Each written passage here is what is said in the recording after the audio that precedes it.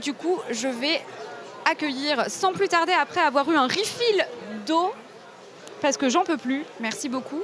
Et on va aussi passer le mauvais monstre. J'espère que vous passez un bon moment. Bonjour, bonjour, installez-vous. Il y a trois chaises.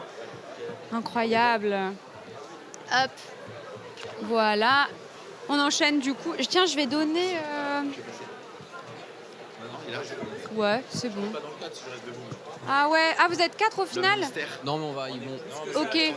Mais je sais que vous êtes plus que ça. Turnover, moi je vais avoir une autre interview dans une petite demi-heure, donc à un moment s'il y a besoin. Ça va durer une demi-heure. Voilà, dans un quart d'heure si tu veux. Ça dépendra des questions. Ok, très bien.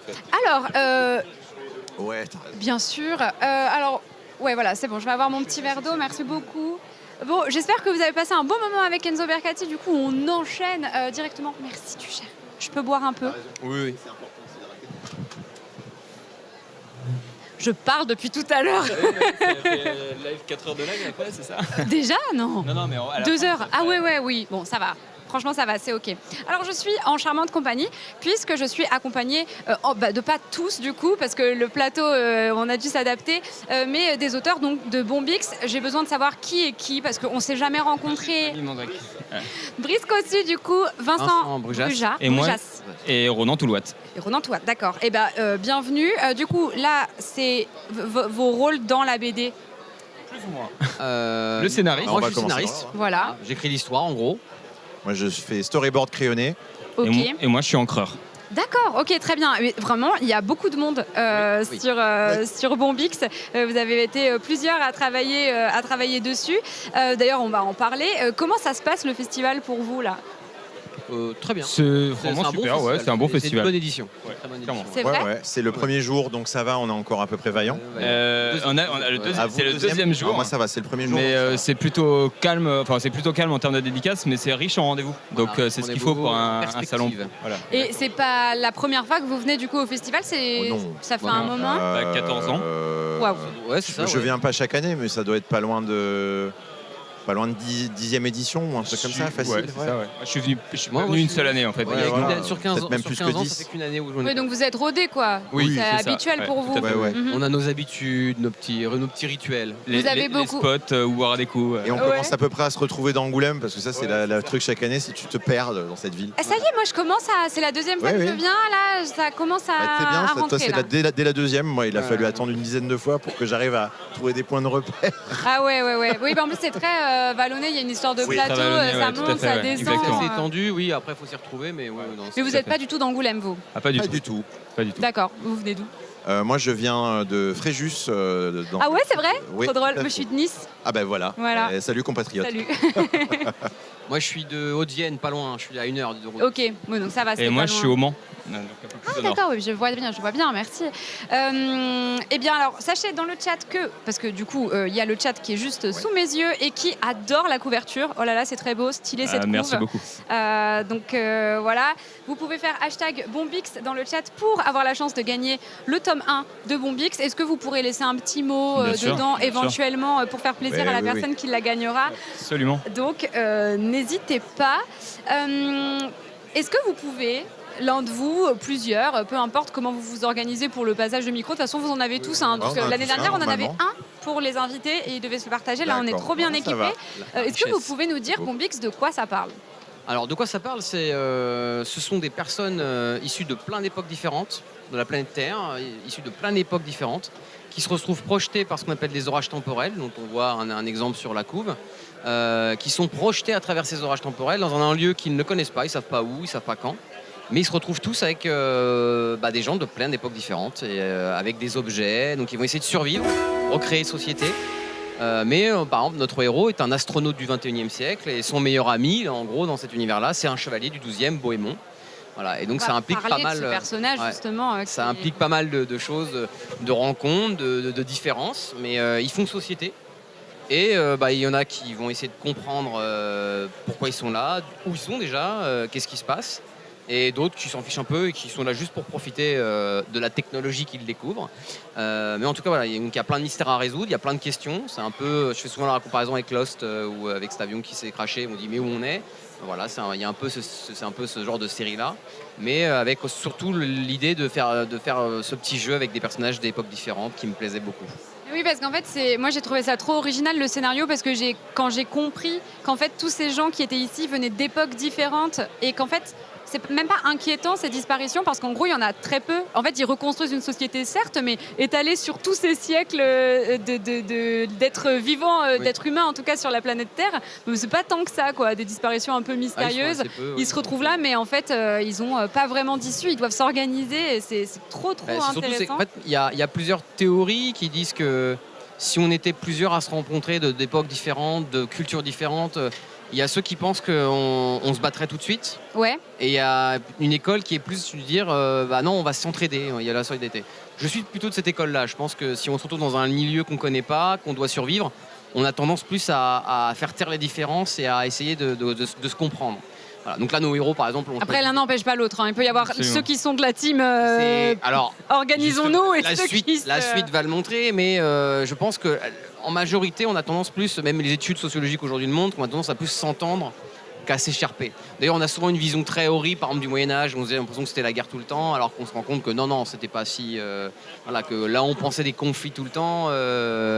Bah non, il n'y en avait pas forcément. En pratique, on se rend compte que c'est souvent moins pire que le cinéma fait beaucoup plus de tort à l'image qu'on peut avoir certaines périodes historiques que la réalité en fait. Ah oui, c'est intéressant. Du coup, vous êtes une large équipe, hein, on le voit, sachant qu'il y a des personnes qui sont hors champ, à travailler sur Bombix. Comment ce projet a-t-il commencé ? Alors, il a commencé... L'initiative, c'était de Comics c'était- Bureau et de Alexis Santenac. Alexis Santenac, ouais. Il est trop grand pour rentrer dans le cadre. Voilà, il est trop grand pour entrer dans le cadre. Il est venu au début Mais faire un... tu veux l'expliquer ou tu veux expliquer Alexis, pourquoi si tu veux expliquer, c'est avec grand plaisir. hein. Non. Quelle Bonjour tout le organisation. monde. Alors c'était quoi la question? C'était comment ça a commencé. La genèse. Ah, comment ça a commencé? Alors au départ, Olivier Stenfater, qui est le créateur Alexis du... Santenac, du coup, tu es directeur Alexis Santenac, artistique. j'ai fait la direction artistique sur le bouquin. Voilà. Et j'ai créé la bible graphique avec les designs, trucs comme ça. Et donc au tout départ, avec Olivier Stenfater, qui est donc le créateur du label Comics Bureau, qu'on voit là sur le... qui travaille avec Glénat, on avait envie en fait de monter un projet ensemble, mais parce qu'il savait, Olivier, que moi j'étais intéressé par cet aspect du métier aussi, pas uniquement dessinateur, quoi. Et il avait cette idée d'univers en fait de mixage d'époque, mais c'était une idée graphique de base. Des véhicules Les véhicules, les combis, des trucs comme ça. Et donc on s'est dit qu'on allait monter un projet là-dessus. On a réfléchi avec qui? On a contacté Vincent parce qu'on avait envie de bosser avec lui. Parce qu'en fait, même à ce moment-là, d'ailleurs, on était tous les deux en train de réfléchir à un projet. Et en fait, comme un salaud, je l'ai appelé en lui disant écoute, on va le mettre de côté ce truc-là parce qu'en fait, j'ai autre chose à te proposer parce que c'est sur le tapis et c'est comme ça que c'est parti. Et Vincent nous a amené ses idées qui ont fait évoluer le projet d'une manière un peu plus profonde au niveau de l'histoire elle-même, puisqu'il est venu avec des personnages, alors que nous, on avait une enveloppe de personnages, mais on n'avait pas de contenu là-dedans. On en a discuté, on a trouvé le bon axe de narratif. Et là-dessus, on s'est dit avec qui on va bosser. Et tant qu'à faire, autant bosser avec des potes. Donc j'ai proposé ça à Brice et Ronan, qui ont au début dit ça serait cool, mais ça sera pas possible, on n'a pas le temps. Je n'ai pas insisté, on a laissé faire un petit peu et tout. Puis et puis, au bout d'un moment, l'envie est monté. Et là, on a dit non, mais on va le faire et tout. Et c'est parti comme ça. Et surtout, c'est que ni l'un ni l'autre ne pouvions le dessiner pleinement. On n'avait pas le temps vraiment de le faire. Ça, par contre, à partir du moment où il y a l'idée de dire on fait studio et on partage les tâches. Parce que le fait d'ancrer sur le dessin de l'autre, c'est quelque chose qu'on avait déjà un peu testé de notre côté de manière hors champ, entre guillemets, hors BD. Oui, c'est marrant, c'est la première fois que je vois ce système. C'est quelque chose d'assez courant dans le comics, par exemple. Mais effectivement, en BD franco-belge, c'est ultra rare, quoi. Ouais. Et je pense que la différence dans le comics, c'est que c'est ultra sectorisé pour des raisons industrielles. Tout à fait. Alors que nous, on veut le faire d'un point de vue artistique. Parce que par contre, autant Ronan n'avait pas fait ça, autant Brice et moi, on a déjà fait des albums ensemble. On vient d'en sortir un d'ailleurs chez Dupuis. Là, c'est pour ça aussi qu'on est là. Et on a fait Goldorak avec Denis Bajram. On est 3 dessinateurs dessus. J'ai vu ça. Donc c'est un truc qu'on connaît. Et ce qui est vachement intéressant, c'est qu'en termes artistiques, quand tu bosses avec quelqu'un d'autre qui a un socle d'influence commun avec toi, mais aussi d'autres choses et une manière d'appréhender le dessin différemment, En fait, dès que tu commences à bosser comme ça, en un mois, tu fais les progrès que tu aurais fait seul en un an, quoi. Exactement. Et donc il y a cet enrichissement, ça c'est clair, mais en même temps, ça nous permettait aussi de caler ça dans nos plannings. Par ailleurs, déjà chargés Donc de se répartir les tâches, gagner du temps parce que vous n'étiez pas tous full disponibles. Et puis moi, Vincent, j'ai lu que tu voulais sortir du médiéval aussi. Alors oui, je suis un peu côté répertorié, plutôt scénariste historique. Déjà parce que j'aime pas écrire des choses contemporaines. Alors j'ai envie de faire de la SF aussi, un peu autre chose, mais je suis plutôt c'est plutôt Vincent, scénariste historique, l'histoire, il aime ça. Moi j'adore l'histoire, hein, je voulais être prof d'histoire, je voulais vraiment baigner là-dedans. Tu connais le streamer Rivenzi ? Non. Vous connaissiez Twitch avant de venir ici ou pas ? Ouais. Bah, on a une chaîne Twitch et tout.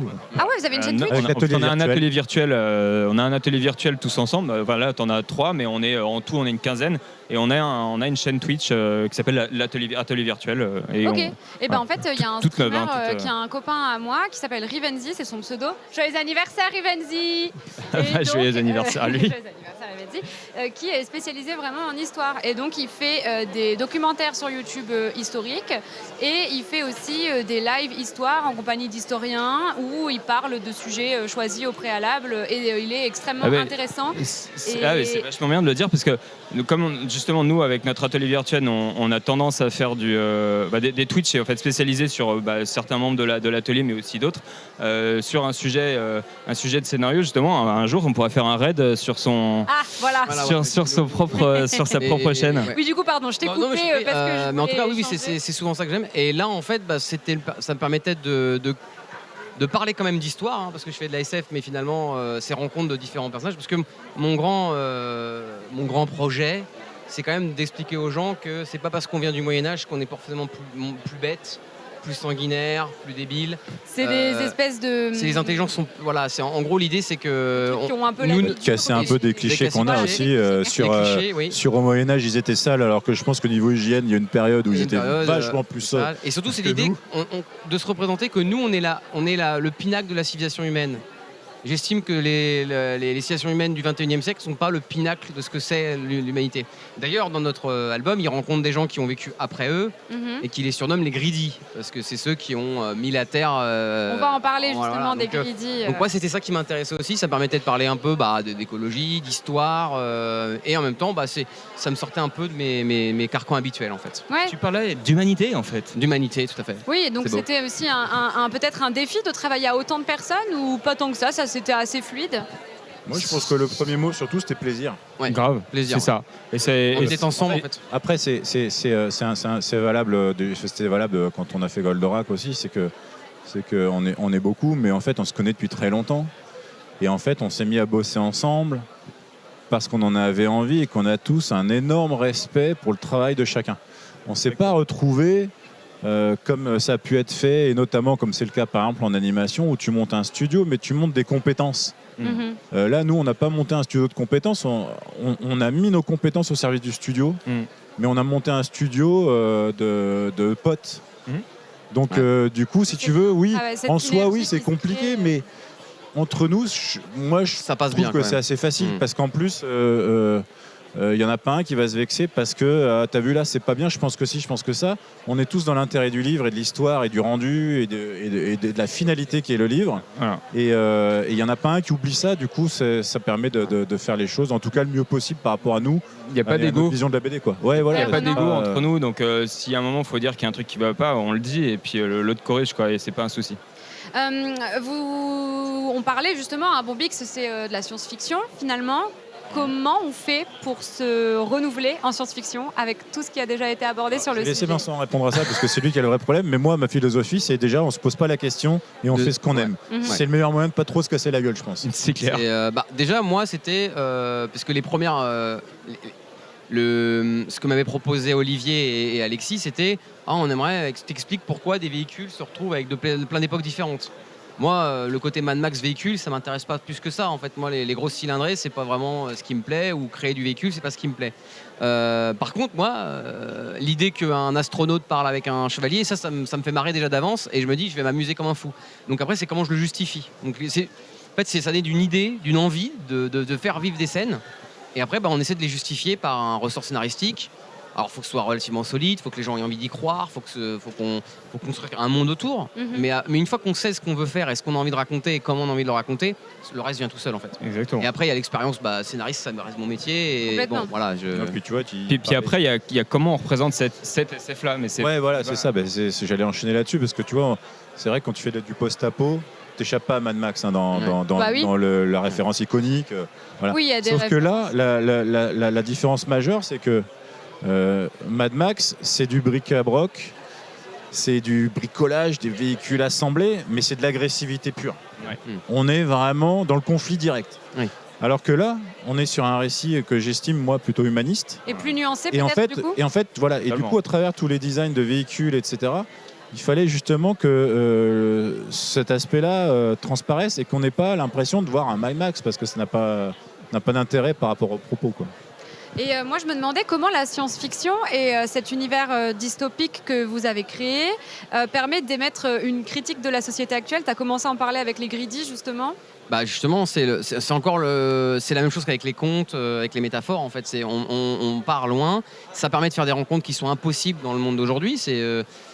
Souvent, il y a des écologistes qui peuvent dire mais qu'est-ce que vous direz si jamais vous rencontrez quelqu'un qui subira le réchauffement que nous on va faire. Bah là, je le fais. Là, on a un astronaute du 21e siècle qui parle avec un Indonésien du 23e, 24e, qui a subi vraiment dans sa chair les effets. Et tout de suite, ça renverse les choses. Et c'était du fait Ça crée des interactions qui sont tellement impossibles et du coup, c'est assez fascinant de les voir devenir réalité. En fait, c'est le principe de base de la science-fiction. En fait, c'est l'expérience de pensée. Et là, il y a un côté philosophique, en fait. Voilà, un exercice philosophique. Donc, c'est se projeter sur une idée impossible et la rendre possible dans cet écrin qu'on invente, en fait. C'est un peu comme en philo quand on dit le dilemme du tramway, où on a un tramway, soit il a deux voies, soit il écrase une personne, soit il écrase 10 personnes. Et la personne qui est dans le tramway, il doit choisir. C'est un exercice de pensée pure. Mais ça permet de nous dire comment moi je réagirais dans ces conditions-là. Là, nous, on a les moyens avec de la SF, et c'est ça qui fait pour moi la bonne SF, de mettre les personnages dans ces conditions-là et de voir comment ils réagissent. Parce qu'au final, quand le personnage réagit, c'est un peu aussi le scénariste, les auteurs, et en vrai, c'est pousser l'exercice de pensée jusqu'au bout, et par un artifice scientifique, attention, parce que ma physique quantique n'est pas super parce bonne. Que là, on n'est pas dans la hard SF, fait. Parce que tu as tout un pan de la science-fiction qui va remettre en question l'évolution de la société et au niveau technologique principalement. Et aujourd'hui, des fois, on voit des vieux récits science-fiction, et on se dit, putain, le mec, il est trop fort, il avait deviné ça. Alors qu'en fait, c'est pas vrai. Ce qui est vrai, c'est qu'il a imaginé ça et la science s'est dit, peut-être qu'on peut le faire.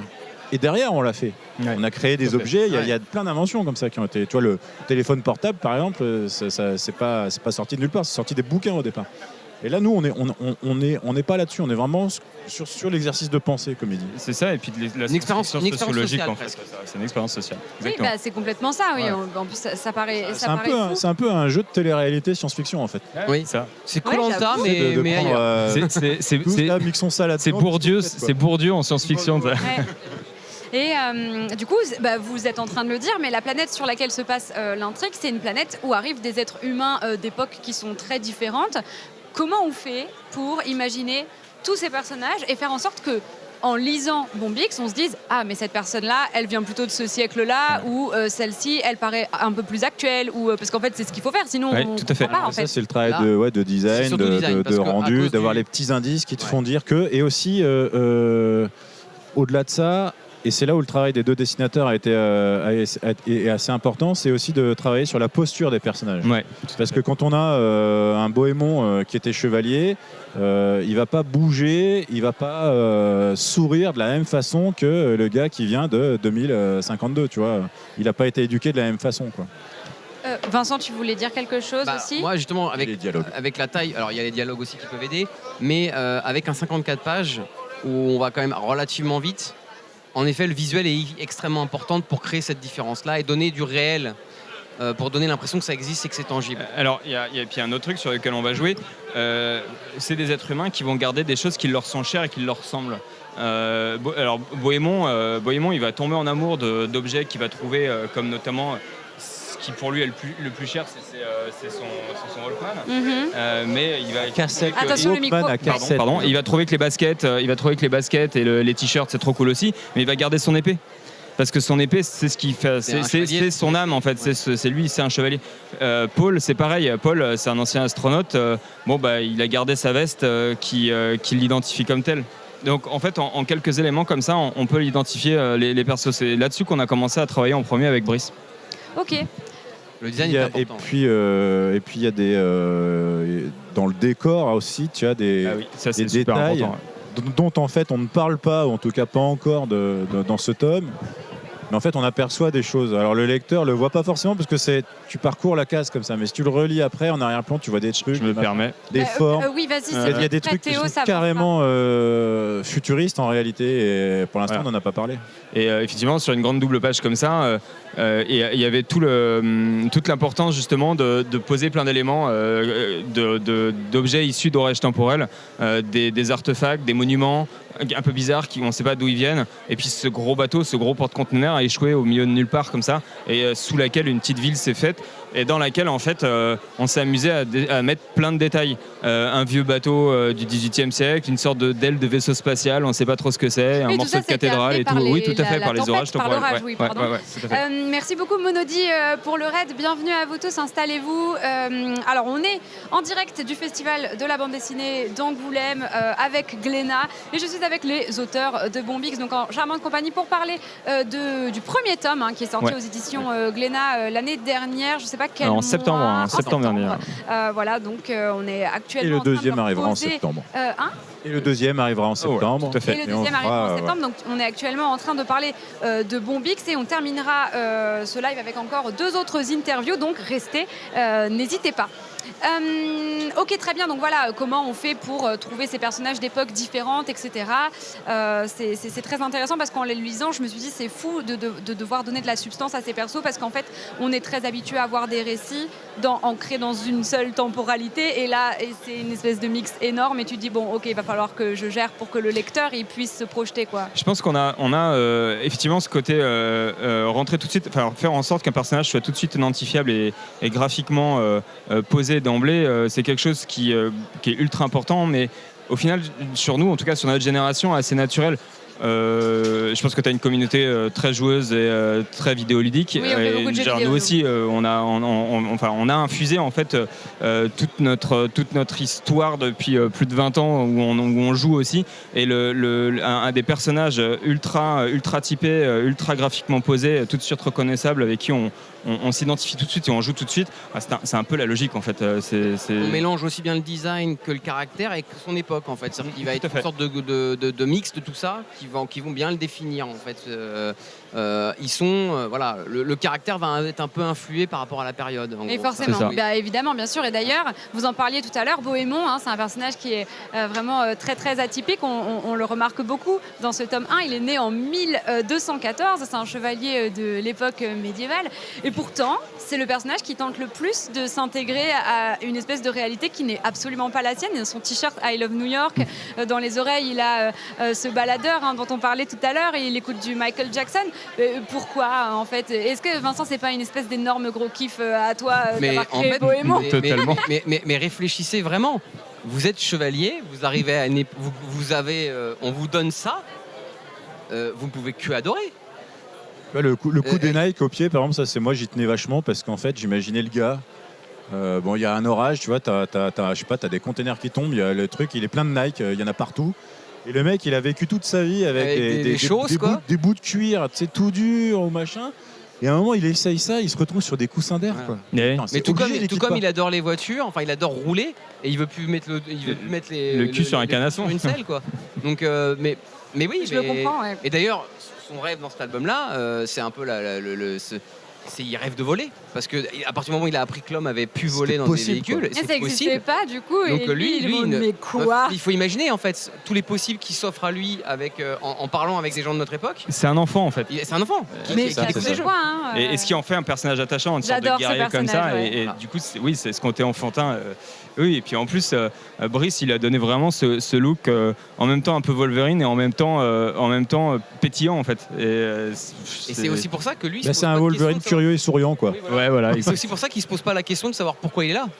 Il s'en fiche lui. Bah oui, Il vit et dans le moment complètement. présent. Oui, oui, lui, il vit sa meilleure vie là. Il y a C'est plein ça. de trucs autour de lui. C'est ça. mais Il oui, kiffe c'est en fait, trop bien. il kiffe, ouais, c'est tout. Et alors, du coup, on arrive à la fin de cette interview. Merci beaucoup. Et je me demandais, c'est quoi vos projets pour la suite? Tu as commencé à en parler, du coup, un tome 2 pour Bombix.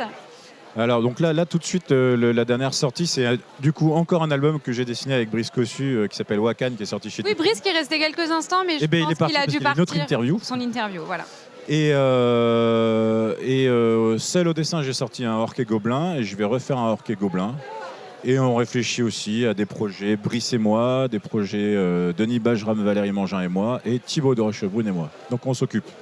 Vincent, Nous, Sans parler de la suite de Bombix. Voilà, la suite de Bombix. Bombix qui est pour Donc pour septembre. septembre. Ah oui, à chaque fois en il y a- septembre. il y a 6 tomes, a priori, enfin, déjà 3 qui sont signés, 3 tomes de prévus, un par an. On fait un cycle complet et normalement. Et normalement, on aura un autre cycle Si de tout se 3 passe tomes. bien, d'accord. Tout à fait. Moi, la suite de Bombix, mais j'ai aussi ma série habituelle avec. Parce qu'en fait, Renan, on dessine On travaille ensemble depuis longtemps. depuis très longtemps. On s'est connus au lycée. Là, on a notre série actuelle chez Dargo qui s'appelle Tête de chien. qui est au Moyen-Âge. Voilà, avec Moyen. des chevaliers, mais eux, ils n'ont pas de genre Il est d'anneau trop pied. fan de chevalier, Vincent. Voilà, et en fait, ça se passe pendant les tournois, en gros. Donc, c'est notre shonen médiéval à nous. C'est-à-dire que c'est vraiment. Parce que c'est un sport à l'époque, les tournois, et donc on suit ces 2 chevaliers qui vont de tournoi en tournoi, qui gagnent de l'argent, qui essaient voilà. Mais dont un des 2 chevaliers est une femme. Voilà. Sous l'armure, c'est une femme. Ok. Voilà. Et on a d'autres, on a pas mal d'autres séries. Il y a pas mal de choses assez prévues, mais pour l'année prochaine. Voilà. Là, dans l'immédiat, ce qui occupe déjà pas mal, Bombix et puis Tête de chien. En tout cas, moi, sur les 6 prochains mois, c'est puis, déjà. Mais là, vous n'allez pas vous ennuyer, en effet. Ouais. Encore des dédicaces aujourd'hui, demain. Là, on enchaîne. Demain. Là, vous enchaînez. Demain. Moi, c'est moi, demain. on enchaîne. C'est demain. D'accord, ok, très bien. Eh bien, merci beaucoup. J'étais ravie de vous recevoir. J'espère que Merci. vous avez Merci, passé c'était aussi super. un bon Ouais. moment. Ouais, c'est super, merci. Super, ouais. tant mieux. Je vous rappelle que vous pouvez faire #BombX dans mon chat, twitch.tv/Ultia, merci à pour tous. avoir la chance de gagner un tome dédicacé. Si vous avez le temps de le faire maintenant, c'est très bien. Si vous n'avez pas le temps, c'est pas grave. Je vous invite à voir avec Maï de Glénat si vous pouvez le faire. Ouais, on va le faire maintenant, y a pas de Et souci. le tirage au sort va avoir lieu dans quelques instants. À nouveau, merci. Je vous souhaite une excellente fin de journée et un excellent festival également. Merci à toi tous aussi. et à toutes. Au revoir.